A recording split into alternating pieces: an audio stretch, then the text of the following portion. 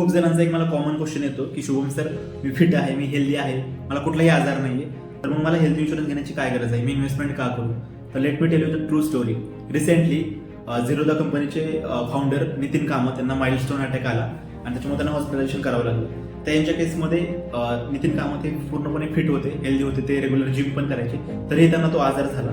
त्याचं रिझन काय, तर इंडियामध्ये 77% लोकांना एक सिक्रेट आजार आहे आणि त्यांना माहितीच नाही की तो आजार आहे त्यांना. तो आजार आहे स्ट्रेस टेन्शन. म्हणजे प्रत्येक 4 मधल्या 3 लोकांना हा आजार आहे आणि या स्ट्रेसमुळं बाकीचे आजार क्रिएट होतात, जसं हाय ब्लड प्रेशर, कॅन्सर असेल, अशा प्रकारचे आजार हळूहळू क्रिएट होतात या गोष्टीमुळं. सो ह्याला प्रिव्हेंट करण्यासाठी किंवा आता हे आजार तुम्ही टाळू नाही शकत, पण हे आजार आल्यानंतर जे तुमची होणारी हॉस्पिटलायझेशनचा खर्च आहे हा तुम्ही प्रिव्हेंट करू शकता हेल्थ इन्शुरन्स घेऊन.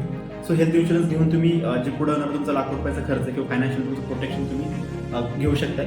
हेल्थ इन्शुरन्स किंवा याच्याबद्दल पूर्णपणे माहिती जाणून घेण्यासाठी खाली दिलेल्या नंबरवरती कन्सल्टेशन तुम्ही बुक करू शकता. थँक्यू.